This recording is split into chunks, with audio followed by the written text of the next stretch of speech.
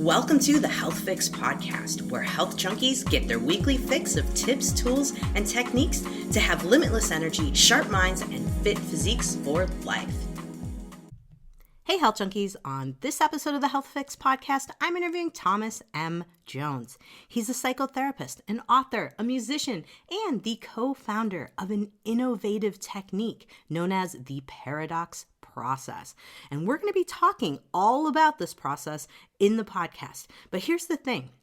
I was introduced to the paradox process through a patient of mine of sorts, and I was blown away with how quickly it resolved one of the issues that I was working with. And so I was like, girl, tell me more about this. So here we are, got Mr. Thomas M. Jones to come on and chat with you guys so you guys could learn how he has helped CEOs, television journalists, Oscar, Emmy, and Tony winning performers, doctors, everyday Joes, you name it. He's helped a lot of folks to learn how to strategize for success in every area of their lives, from manifesting the career of their dreams to finding an intimate, loving relationship, and even just finding yourself. So let's introduce you to Thomas M. Jones and the paradox process. Hey, health junkies. I have Thomas M. Jones on today, and we're going to be talking about his paradox process. Of course, he's a co-founder in this, and boy, do we have a conversation for you guys today, because this is an amazing process, and it's something that I tried myself and was so fascinated. I was like, Thomas, you have to come and chat with me. So here is Thomas. He is on with us. Welcome to the Health Fix podcast, Thomas. Thank you so much. I'm excited. I'm excited to talk about this stuff. This is going to be fun. It is. And it's so fun for me over the last couple of years as I've really decided that, you know what, I really need to figure out who I am and really gain self-love, self-acceptance, things of that nature, because how the heck am I going to help other folks if I'm beating up on myself all the time? I'm sure you've seen this with other healthcare providers, practitioners of my type. Absolutely. Just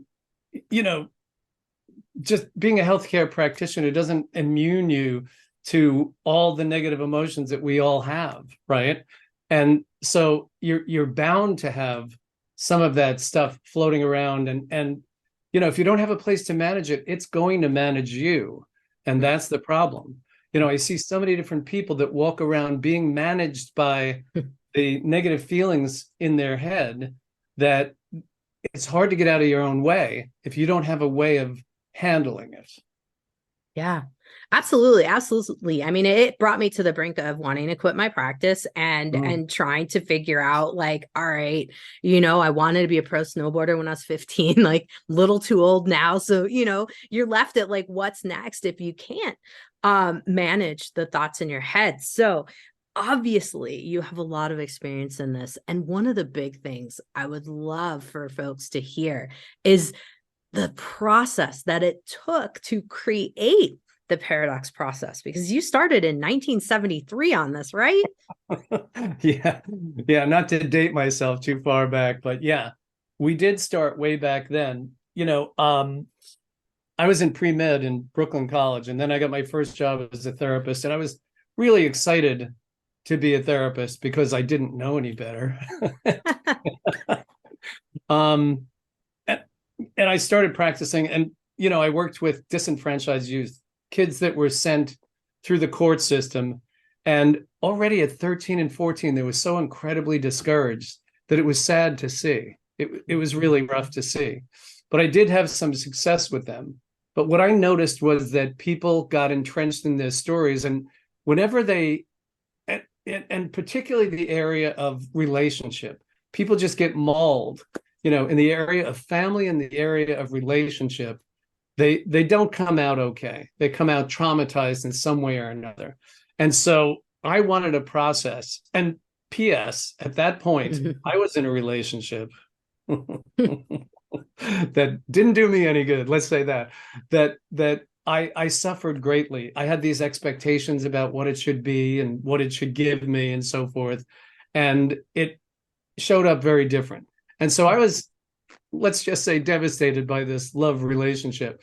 And that's when I was really motivated to find something different, right?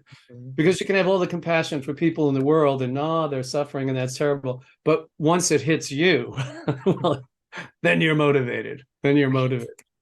And so me and a partner went on this quest to find the most powerful and effective methods out there in order to eliminate the pain and put you back on track very quickly. And toward that end, I'll just tell you a few of the modalities that we went into, okay? Yeah. Because I think they're hysterical in a way. One was called primal therapy, okay? Primal therapy was about literally screaming out your feelings and your emotions until you get to the original feeling and emotion that you get to. And it was very powerful. It certainly broke through all the conversation. It transcended all of that. But the results were temporary. It would bring you to a place, but because you kind of didn't earn it, you couldn't back it up with the wisdom and the experience of sustaining those places that you got to. So we took something from it, but we thought that can't be it. We moved on to Gestalt therapy, which was interesting, dealing with the whole relationship with the therapist and that everything is contained within that and that you can learn and grow from there. And there was some great techniques in there. There was the in the chair technique where we'll talk about that later, where you put either your significant other or someone you have a conflict in a chair across from you, and you actually have a dialogue or a conversation with them, right? Interesting stuff. Transactional analysis. We dealt with the child within us, the child, the adult, and the parent, okay? And so that framed it in a way that we saw all these interrelated parts of ourselves. Also interesting, but it did not address the situation right away. We did talk therapy, we did CBT, DBT, everything that you could find out there. And again, each one had something to offer, but none of them really brought you in the moment and brought you to a different place. And that's really what we were looking for. So at some point, he and I talked about, we weren't particularly Eastern oriented. We weren't really into meditation and anything like that, but we were intrigued by the process. Well, this is kind of a delivery system, this meditation. What if we decide to use this meditation as a delivery system for the messages we want to send to the subconscious? And so we started working. We started with a terrible mantra. It was really terrible.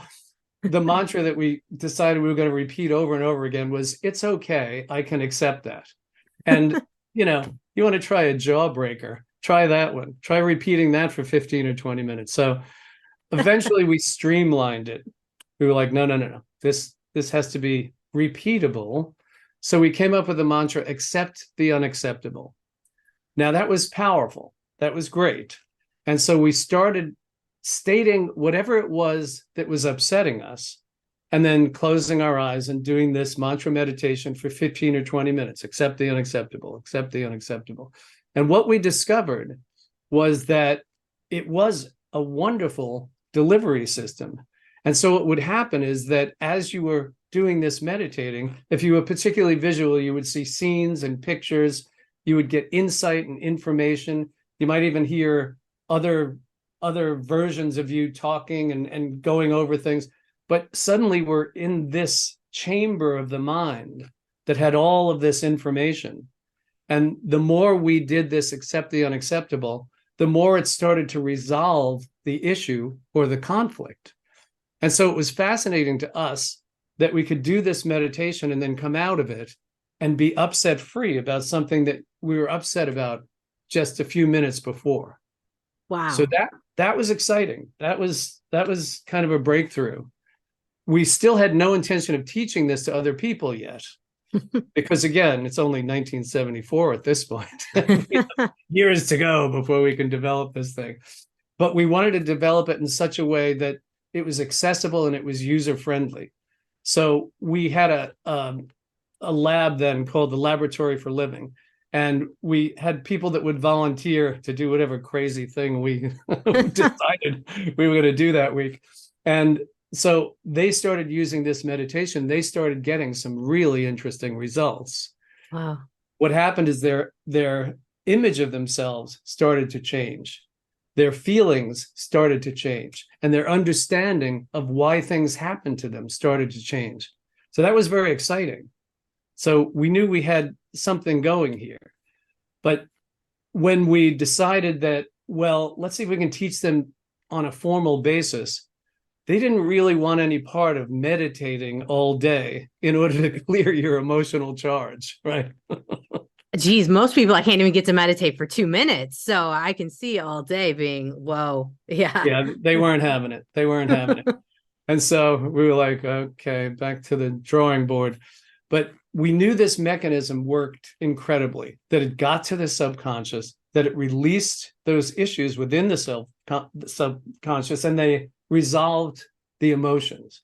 And so hot on the trail of that, we decided maybe we can create a trigger or a key that by turning on that key, just like the keystroke on a computer, that it will start that program running. Mm-hmm. And so you don't have to sit there and do this mantra meditation over and over again. It'll be done automatically by turning on that key or key phrase. So we started playing with different keys and different phrases. And at first we thought, if you turn on the key, you have to wait an hour, almost like, eating before going swimming, right? You have to turn it on for an hour and then wait and then check back. Uh-huh. And they weren't having that either. Okay. Because you're going to sit around and contemplate your navel while you decide whether your feelings change. So we continued to work on it and streamline it. And we discovered that the mind is a lot faster than we had any idea that it was. In fact, it can process between 2 billion and 9 billion bits of information per second. So we realized, this mind can handle putting this at speed. So ultimately, we created keys that worked within 60 seconds. And you could feel the change as you were doing this work. And that became fascinating. At this point, we went to the National Institute of Health because we thought we need some funding for this. We want to do some research for this and really get this down. They sent a psychiatrist who we worked with, and here's classic for you. The psychiatrist hadn't talked to his mother in 6 months. Oh, uh-oh. And we thought, wow, he's a well-adjusted individual. Okay. But nevertheless, we put him through the process. We showed him everything about the paradox process and how to use it. And the emotional charge cleared. He had a great breakthrough. He let out all these tears and all this emotion. And he felt resolved with her to the point where he actually called his mother and resolved the issue. And we thought, all right, we're in the house, right? Right. Can't do a better sales job than that.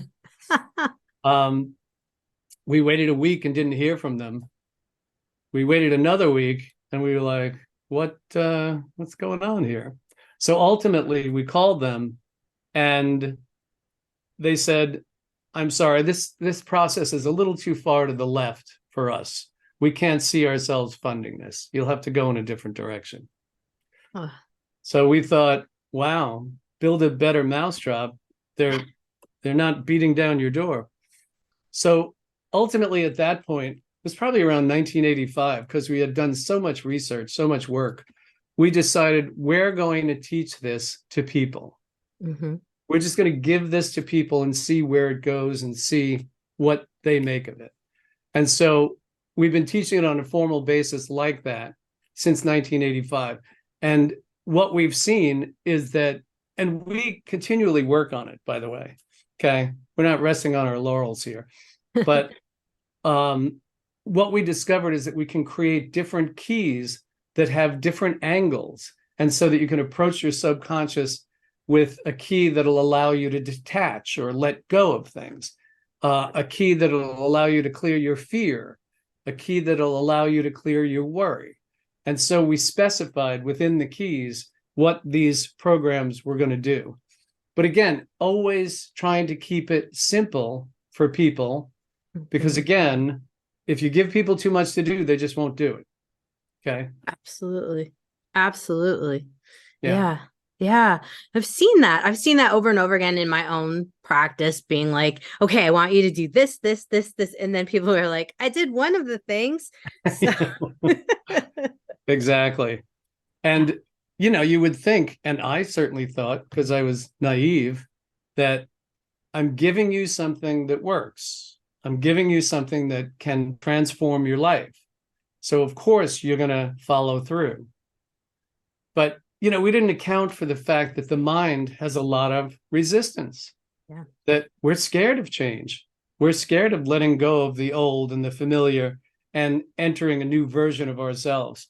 And we're mostly scared of the best version of us. Mm-hmm. And so here we were pushing and prompting people, go, go, go, get to the best version of you, without realizing that's scary in and of itself.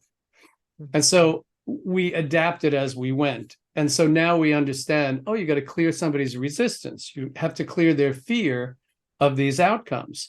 You have to clear their unwillingness to take responsibility for being the best version of themselves. And so we've learned as we've gone. I can imagine. I mean, like anything that's worth it. You keep moving forward and you keep learning from different, feedback, but also what you see as a whole. And honestly, one of the things, that you noticed, much like I've noticed with the working with individuals, is that you wanted to get results.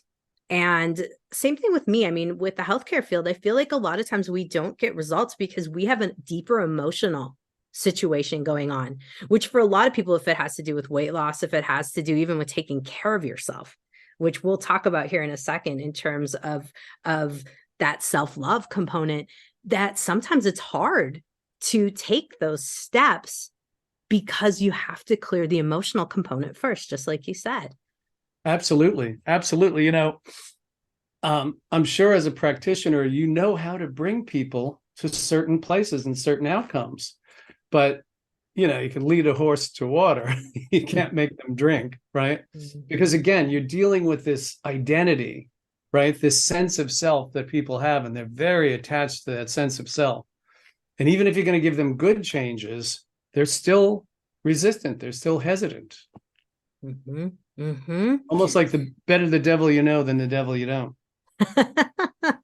I would agree. That whole concept, like you are your own worst enemy, or getting in your way, and self-sabotage. I mean, these are really big things. And one of the things that I've noticed as women, move through life, we've got, as you and I mentioned, when we're younger, we're preoccupied with finding our mate and the whole love thing. As we get older, we have more wisdom, but we also still have that junk that just we keep dragging with us. Guys too, we had talked about that as well. And so all of that stuff we drag with us, we go to therapy, we rehash it over and over again, but don't move on. I'd love for you to explain a little bit about how we entrench in our stories, and how, like you said, the sense of self, how that really plays in to blocking you from getting to your deep emotions and moving forward. Yeah, what's interesting to me, and this is what surprised us in the beginning of doing the paradox process, that people were so resistant, that, we build this identity, this sense of self as we grow up, right? Mm-hmm. And within that sense of self, we incorporate all the trauma, everything that we've gone through, and our survival techniques for all of that. And so now you're going to take somebody out of that trauma and tell them, you don't need those survival techniques anymore. And that makes people very nervous, because this is how they've survived. This is how they've wired the world. This is how they understand it. And so when you help somebody change who they are, essentially, it can be disorienting. It can be disturbing in a way. Some of your people, if you could wave a wand and eliminate their physical issues, you would think they'd cheer and be grateful, but they might turn on you. They'd Yeah. they get anxious, they get scared, they react, because this is who they understand themselves to be. And without that understanding, you get very nervous in the world. Like, how am I going to navigate the world? Who am I supposed to be now? Mm-hmm. And so as we help people change, we give them the tools to adjust to those changes so that you don't just snap back to the old identity. Because again, we have all this trauma. We have all these entrenched beliefs about who we are and who we've been. We have the assumptions of a 4-year-old who went through that trauma as a child and decided she wasn't good enough, or she wasn't pretty enough, or she wasn't smart enough. And now we're going to go after those core beliefs while she's already built a world around them. And so you can imagine they have some defensiveness in going after those issues. Yeah, no, they become so much part of you. It's not, sometimes you don't even realize it. Other times, I do feel like there is that defense mechanism that comes up when we're really challenged on these certain things. You brought up going back to the childhood and these things that developed when we were kids. Yeah. Some therapies will have you kind of like hypnosis or other things going back and trying to find the situation in which these moments changed or your thoughts shifted. And I'll be honest, I've tried hypnosis multiple times and I can't find the situation exactly where things switched. Yes, there's little things. And I think I'm not alone because I've heard that from a lot of my clients. Have you found that too and found that it's harder? Yeah, absolutely. By the way, hypnotherapy was another thing we tried, practiced, and mastered, and then put over here. It offers something, but it won't get you into that locked box of your subconscious. It won't get you there. What startled me as I learned how to hypnotize was that people can lie to you under hypnosis. And I was so surprised. They can be as defensive and as elusive as they are when they're conscious. And so what we've discovered is that when you do the mantra meditation version of this process, because there are different versions that you can use, some for quick fixes, some for deeper work, right? Mm-hmm. When you do the accept the unacceptable, those issues will come up. They will present themselves. And it's interesting to see when they do, because you're pulling a string, right? You're pulling the string of your subconscious. And as you continue to pull that string, there are many things attached to it, including memories and trauma and issues and scenes from your childhood. And so they all start to emerge. And that becomes interesting. And, I can't tell you how many times I've heard people say, I haven't thought of that in decades. And yeah, because you're opening that subconscious, you're cleaning it out. And so those things are going to come up. Mm-hmm. And by the way, it's great when they do. I mean, it's a relief to let go of some of this stuff.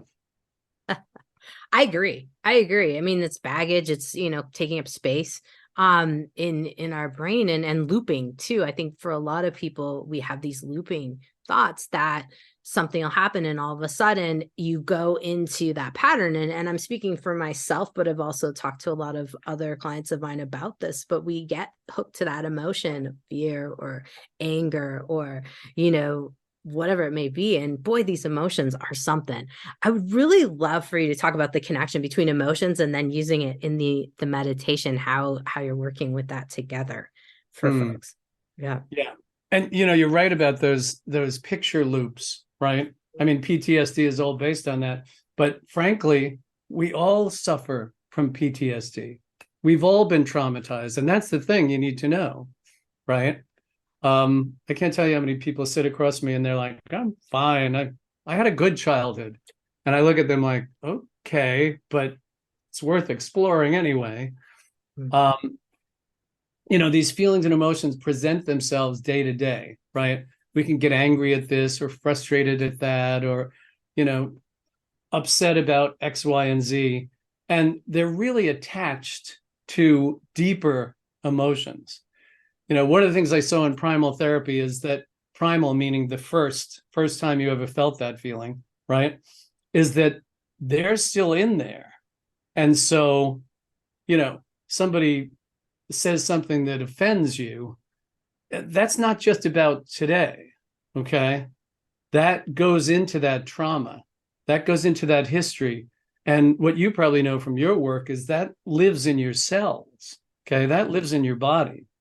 And so you got to do the deep work that's going to not only get rid of the topical emotions, but to get rid of the original trauma in the first place.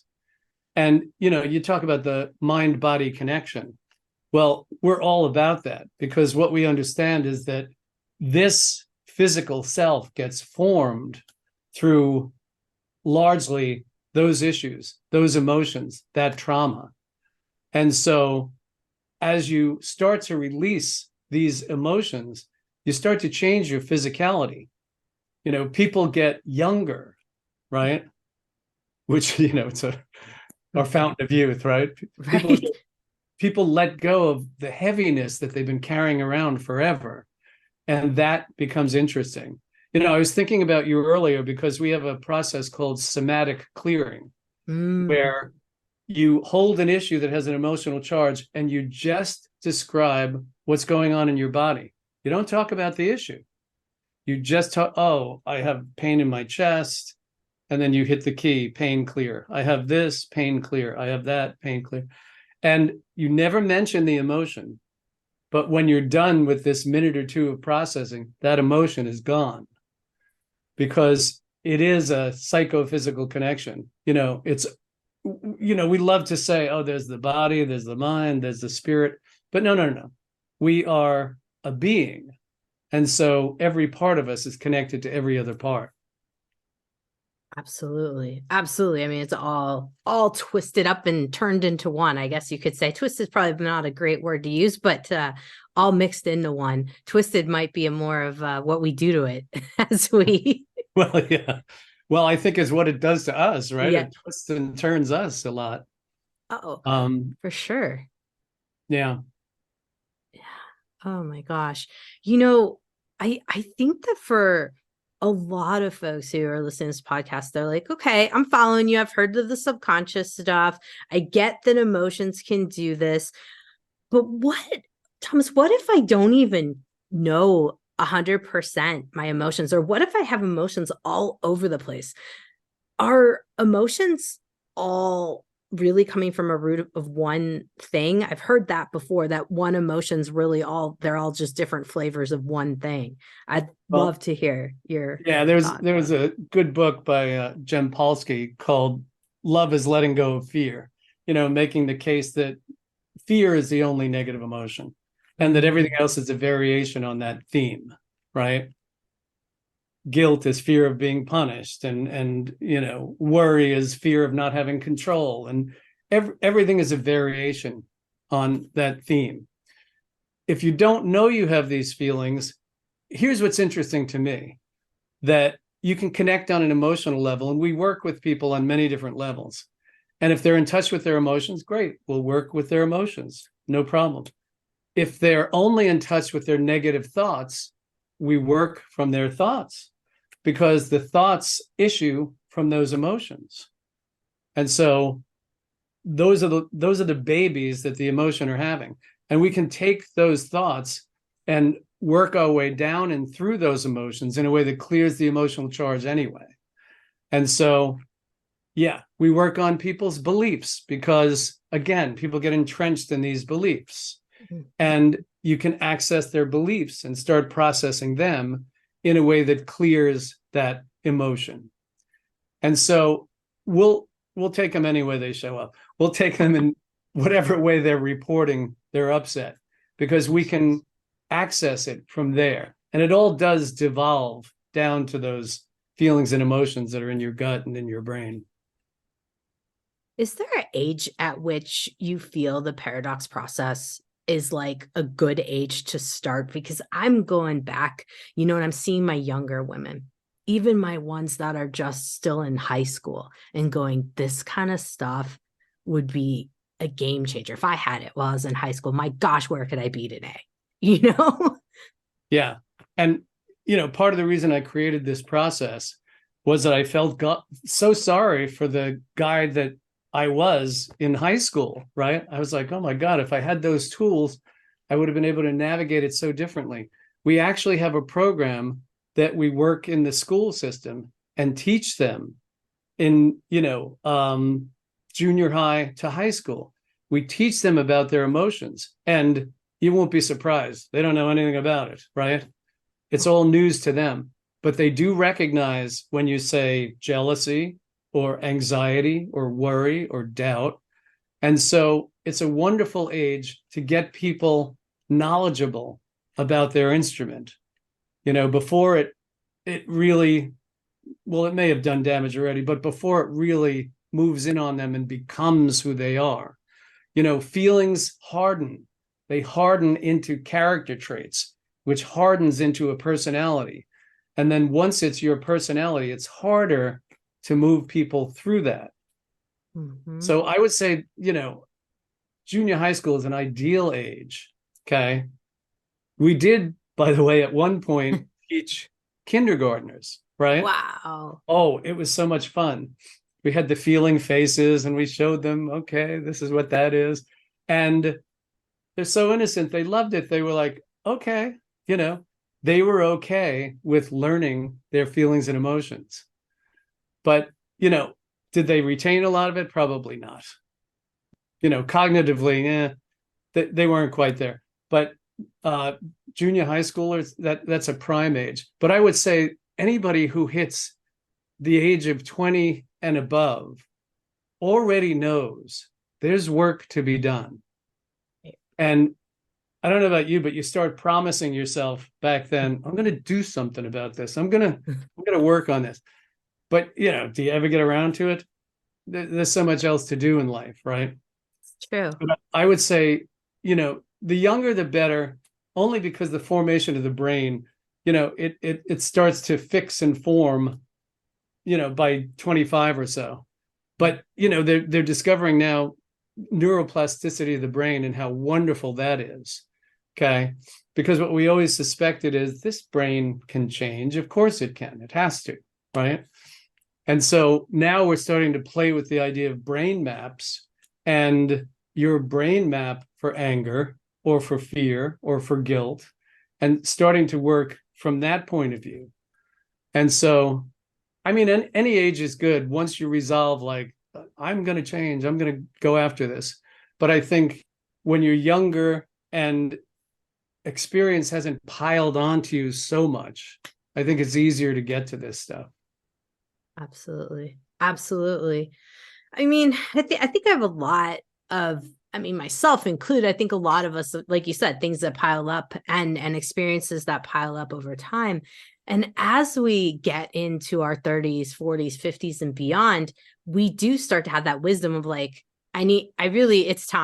it's time, right? And so, of course, this is where I see a lot of women coming to me in the perimenopausal, menopausal timeframe, guys in andropause, where they're like, okay, like, I've got to get my eating together. I've got to get my hormones balanced. I've got to, I want to age well. And I see this process as being so much part of the aging well, like, paradigm, and how you had said, you can look younger just from letting some stuff go. It's so huge. So one of the things I think that probably folks are curious about now is like, all right, you've mentioned the keys, you've mentioned the different courses, you've mentioned different things that you have going on. Where would someone start if they were curious in terms of like, okay, with this paradox process, where do we get started, Thomas? Where do we begin? Yeah. Well, we offer a free session to people because, you can hear my explanation and you sort of get it, but there's nothing like the experience in order to get it. And so if you go to paradoxprocess.org, we offer a free session with a facilitator who's been trained to do this, and you'll try it. You'll see what it does for you. But, from the first session on, we give people tools because people don't have the tools to navigate life. And so we give them tools from the first session on that they can work with on their own as well. Because, early on, I determined that if a person does one session of this, I want them to have tools that they can use for life. Mm-hmm. And so Yeah, go to the website, you sign up for a free session, and you'll start working right away. And then you decide, we have people that teach at different levels and different price points, and we'll accommodate whatever you need. But I would say to the people, because I know I did this myself, that stop promising yourself and jump on it, do something, right? Mm-hmm. If it isn't the paradise process, do something else, but get involved in your own growth, because it's certainly not too late. I think that's the thing that a lot of folks think about, like you were saying, like it's hardwired, and like you mentioned too, there's neuroplasticity. I think a lot of folks are hearing that, but I think we're still convinced in that internal dialogue, that's running pretty negative, especially in the folks I see, because they're seeing so many changes in their body and not being able to navigate, things are changing, not sure which direction to go with how they eat, how they exercise. And then it's like, I have to change how I think too. Thomas, what do I do? Let's talk about, internal dialogue for a minute, and of course, folks, we'll get to the paradoxprocess.org, and I'll get you all that stuff in the podcast notes at drjkrauseND.com. But I don't want to let Thomas go yet, because I do want to talk about internal dialogue. I do want to talk about that and self-love a little bit before we end up, because I think that this is where a lot of the roots lie in folks trying to get healthier and struggling with getting to the right fit for them. Yeah. And, to that end, I thought, I'd like to do a little work with you, Okay. using a key that we have called Affirm Clear, Mm-hmm. right? There's normally, when I deal with the internal dialogue, I deal with two different keys. One is Judgment Clear, because we certainly have enough of them, right? And you take a minute, you take 60 seconds, and you clean out all your self-judgments. Then you do Affirm Clear, and you state all the positives about you, and it can be aspirational, right? But let's do a little work on it. Yeah. And I'm just trying to think where we should go with it. Generally, I have people do their judgments silently, because it's a private matter. They don't want to. It's bad enough they feel it. They don't want you to be hearing it either. So. Sure. But we'll skip to Affirm Clear, because, and again, I think Andrea set you up where we set up a 0. We use kind of the 0 to 10 model to determine how much emotional charge there is. Mm-hmm. Much like a doctor using the pain model, but we're using that for the emotions. So let's say the 0 we're going to work on is you feeling absolutely terrific about yourself. Where would you like to apply the positive feelings and emotions towards yourself? Let's see if we can get specific. Gosh, I would like to apply it to my ability to help folks, to help clients. Great. So let's say that's a 0 for you to feel totally empowered, excited, enlivened by your ability to help people in a way that you own it, that you are excited about it and filled with it. Okay? Okay. Got it. So if that's 0, how far do you think you'd be from that? Today, let's go with the 7. I had a little thing happen earlier. So yeah, let's go with the 7. Yeah, you work with people, you're going to have a thing happen. I hear it. All right. So you're going to say Affirm Clear after each one of these. Ready? Okay. Ready. Is it important for you to know how much good I've actually done? Affirm Clear. Can I recognize that I've changed people's lives for decades now?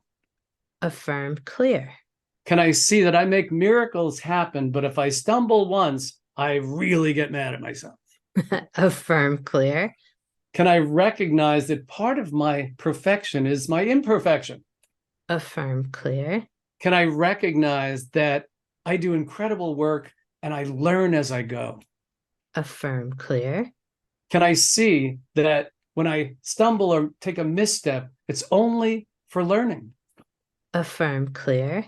Can I recognize that I don't even have to judge it? I don't even have to think about it. I can just embrace the learning and move on. Affirm Clear. Can I recognize that if all the people I've helped were all in one room, I'd have a hell of a room filled with love for me? Affirm Clear. Can I recognize that I'm allowed to receive that love? Affirm clear. Can I see that I'm allowed to feel great about myself for everything that I've helped them through? Affirm clear. Can I trust and know that they're loving me right now? Affirm clear. Can I see that I'm surrounded by the love from the energy and the work that I put out there in the world? Affirm clear. Isn't it important for me to know that in a powerful and positive way? Affirm clear. Yeah. Don't I feel like I'm bragging when I say how good I am? Affirm clear. Is it a time for me to brag a little more? Affirm clear. Is it a time for me to strut my stuff and to know that I have so much to offer? Affirm clear. Can I recognize that I am an absolute powerhouse? Affirm clear. Can I recognize that I'm a healer who has done extraordinary healing through all this time? Affirm clear. Can I see that if I stub my toe, it doesn't mean anything? Affirm clear. Could I recognize that if I look at the preponderance of positive energy I put out there, it's extraordinary? Affirm clear. Isn't it me healing me? Affirm clear. Isn't part of the reason I got into this work in order for me to heal myself? Affirm clear. Can I see that part of that self-healing is to take in the love that's out there for me? Affirm clear. Is it a time for you to drink it in, to celebrate it, to rejoice in the love that I'm receiving? Affirm clear. Can I recognize that I've earned it? Affirm clear. But I see that I've worked awfully hard in my life in order to continue to improve, to continue to be of value. Affirm clear. And I see that I'm absolutely on the right path, doing the right thing. Affirm clear. Is it a time for you to let go of the missteps and take in the love? Affirm clear. Okay. Feels pretty good. Definitely. I mean, I'm on a 0. Yeah, I'm good. I'm good. Feel good. Mm-hmm. Good. Yeah. And see, that's affirm clear, where you state the positive as already accomplished fact. And again, it will clean out that negative. So if you look at the thing that the little misstep or the upset that you had, I'm sure it's changed in perspective. I'm sure it's gotten down to where it should be, right? It's like like I said, nothing 0. It's nothing now. It's just a little thing. Yeah. Yeah. And again, we give our lives to this work, right? We give our lives, we give our heart, we give our soul, we give our mind. So I think if you have a hiccup here and there, it's okay. Sure is. It sure is. And these are kind of the things, I want folks to hear about that and the positive kind of things. I think Affirm Clear would be really great for a lot of people who are kind of beating themselves up, whether it's, little things went up awry with work, or if it's, weight loss or eating something, or, those kind of things, didn't get the right exercise in or whatever. There's so many different things. I know. We find 1,000 different ways to judge ourselves, right? But here's what I would tell those people: play with this key. I want your people to play with this key. And the way to use it is to state everything positive about yourself, about the situation, and allow yourself to take in that positive. Because the hardest thing for us to accept is the good part. Right? We're all well-versed in all the judgments. We can list them, off the top of our heads. But it's time to focus on the positive aspects of us, because that's really what we bring to the table. That's really who we are. And so, I want your people, accept yourself, allow yourself, permit yourself to feel good. That in and of itself is quite healing, just to allow yourself, because I think that's part of it. Permission's a thing. It is. Absolutely. Yeah. Oh my goodness. So much good stuff. I love that this is given, for me, just working with Andrea, the one time that I did, I felt hope, I felt possibility. And this is, I think, what you had mentioned when we first started chatting, is really giving folks a sense of possibility, and that it doesn't take that long. What was that for me? It wasn't even 2 minutes, right? And you were saying, and what other folks have said, it's like therapy, like a year of therapy in one session. So Yeah. huge. And, that's the thing. It is possible to change, and to change very, very quickly. And, when we first discovered that, there was no stopping me. I mean, I saw daylight. I was like, okay, I'm going after everything I want to change, everything I want to get rid of. Right. Because again, when you discover, I don't have to live with all these negatives, all this heavy feeling. I don't have to live it. And so it's an opportunity. It's an opportunity to really show up the way you can. Huge. I can think of many things I'd like to, put on my list of things I'd like to clear. And I think folks now are probably like, okay, Thomas, how do we do this? So we got to send folks over to paradoxprocess.org. And you also have the Monday sessions you were mentioning too, before we jumped on the call. Let's talk a little bit about that so folks can kind of see if they can do a one-off or a whole workshop. How does that work? Give them the scoop. Yeah. I run a workshop, an ongoing workshop on Monday nights, right? And we pick a theme because life shows up in themes. You're upset about love, or you're upset about money, or you're upset about career, or you're upset about family. So this month we're doing, I don't know why we called it the summer special of love, right?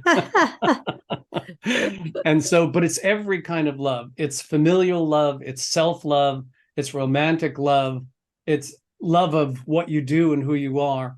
And it's getting rid of the old patterns and the old history. And again, I make it so that one class should give you great value. If you just go to one class, you're going to learn something. You're going to get something to work with. And for me, it's a touchstone. When you see the work in action, then it's easier for you to do the work, right? They hear us talking, they can imagine it.